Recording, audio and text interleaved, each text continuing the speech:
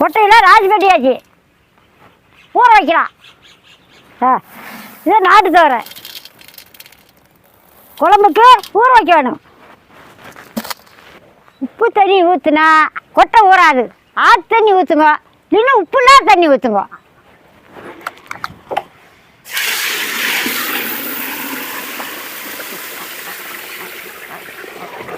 கையில் வரக்கூடாது.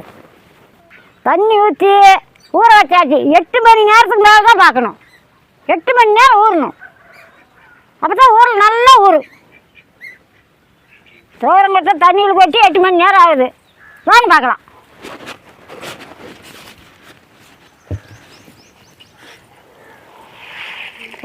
ஊறி போச்சு, நல்லா ஊறி போச்சுடாப்பா. நல்லா ஊறி போச்சு. அள்ளி போடுறேன்.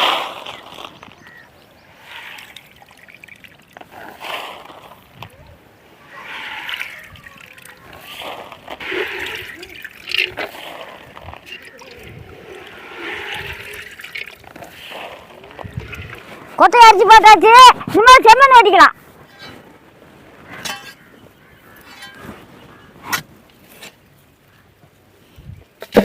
நல்லா செவல இருக்கணும். மண் மணக்கணும். கும்பு மணக்குது பாரு செம்மண்.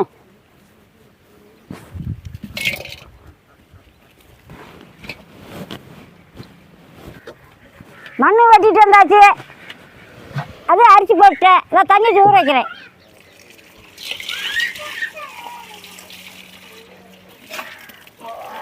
நல்லா மண்ணை பேஞ்சி கல் இருந்தால் எடுத்துடணும். பாரு செக்க ஏடுக்குது பாரு மண்.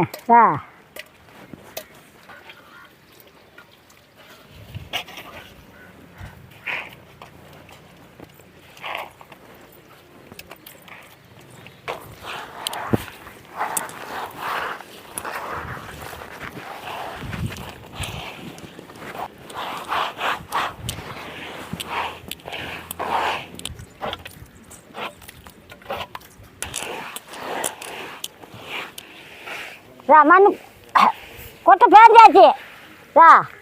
இப்படி நிலத்தில் போட்டு சாக்கு போட்டு மூட வேணும். அப்புறம் கொஞ்சம் நேரம் கழிச்சு தண்ணி தெளிக்க வேணும். இதுலேயே இருந்தால் சாக்கு தண்ணி இழுக்காது.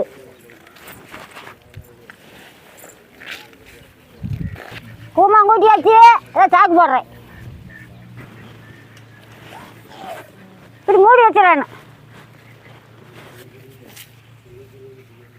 ஒரு சொம்பு தண்ணி கொண்டு வந்து கொஞ்சம் நேரம் கழிச்சு படுக்க போகக்கூடாது. அப்படியே சாக்கு மேலே அப்படி தொளிச்சு விடணும். அப்புறம் சாமத்துக்கு மேலே கொஞ்சம் நேரம் தொளிச்சு விடணும்.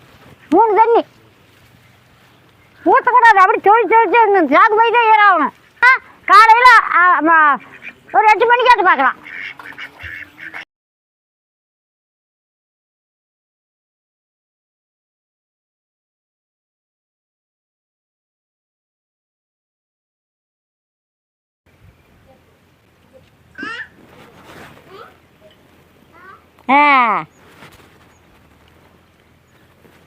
நல்லா முளப்பு வந்துடுச்சு பாரு. இப்படி முளப்பு வந்த மறுபடியும் உடச்சி விட்டா நாளைக்கு குழம்பு வச்சா கும்முன்னு மணக்கும். நல்லா இருக்கும். முளப்பாரு என்ன மாதிரி வந்துருக்குதுங்க. இப்படி தான் முளப்பு வரும். இப்படி முளப்பு வந்த மறுபடியும் காய வைக்கலாம்.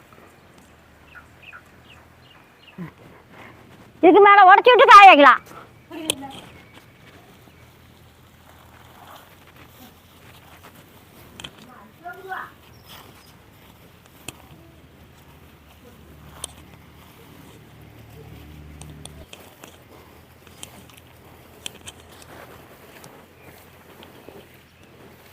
இப்படி தூர் நின்று தான் வறுத்துக்கணும். கொட்டையை மெதிக்கூடாது.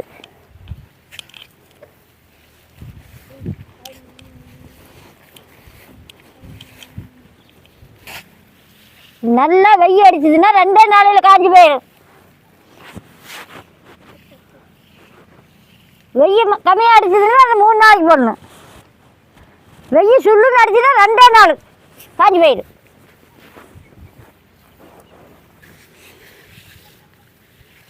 காய போட்டு அள்ளி வச்சுட்டு வறுத்துக்கு வேணா வச்சுருக்கலாம்.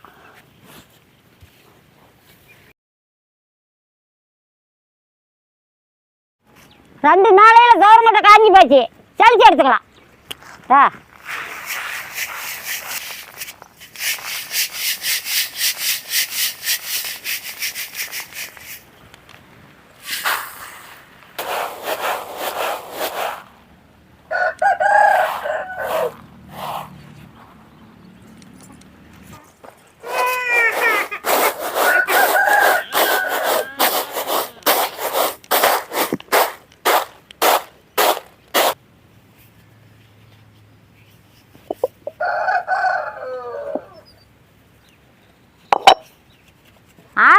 போட்டு உடச்சி பருப்பாக பண்ணிக்கலாம். உடைக்கிறேன்.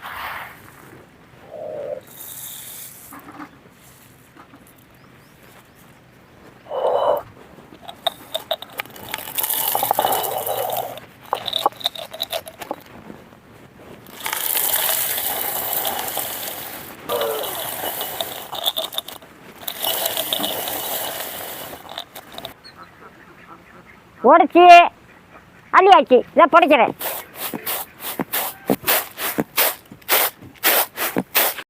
இப்படித்தான் பண்ண வேணும்.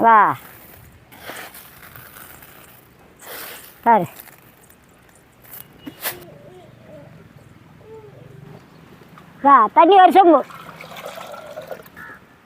மூடி வச்சுக்கலாம்.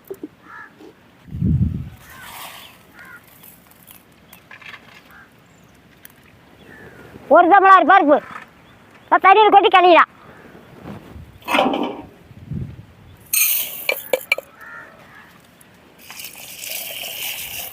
கொஞ்சம் நேரம் ஊறுத்து பருப்பை அரிசி எடுத்துக்கலாம்.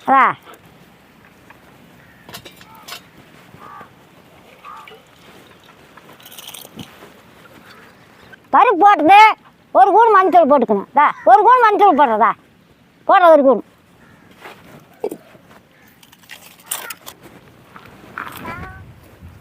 பருப்பு வெந்து போச்சான்னு பார்க்குறேன்.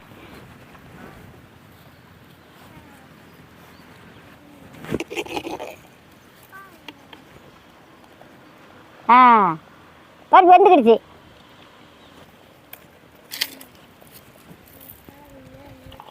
ஒரு 2 கூண் எண்ணெய் ஊற்றிக்கலாம். கடுகு ஒரு கூண் போட்டுக்கலாம். பெருங்காயம் போதுமானது. கப்பு வெங்காயம் கொட்டியாச்சு. பூண்டு 5 பல்லு, மிளகு 10, ஒரு கூண் சீரகம், மிளகாய் 4, நறுக்கி வச்சு தக்காளி பழம் 4, முருங்கைக்காய், அவரைக்காய்,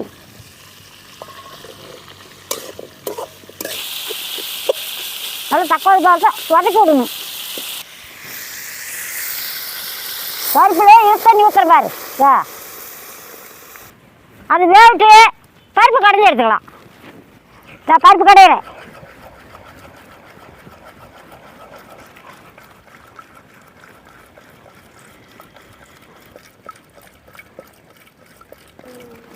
பருப்பு கடை போட்டு போச்சுதா.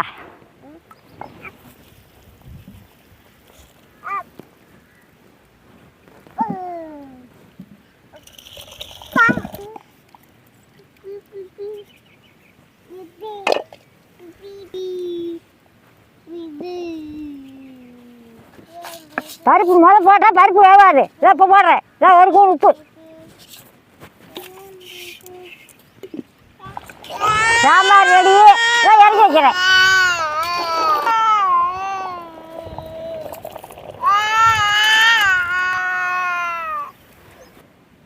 துவரம் பருப்பு சாம்பார் ரெடி. வாங்க சாப்பிடலாம்.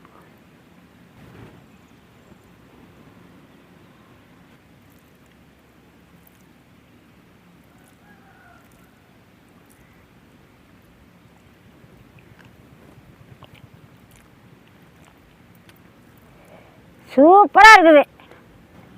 செம்மண்ணில் ஊற வச்ச துவரைக்கு, முருங்கைக்கு, அவரைக்கு அவ்வளோ ஒரு அற்புதமாக இருக்குது. அவ்வளோ ஒரு ருசியாக இருக்குது. நல்ல மணமாக இருக்குது. நீங்களும் இந்த மாதிரி பண்ணி சாப்பிடுங்க.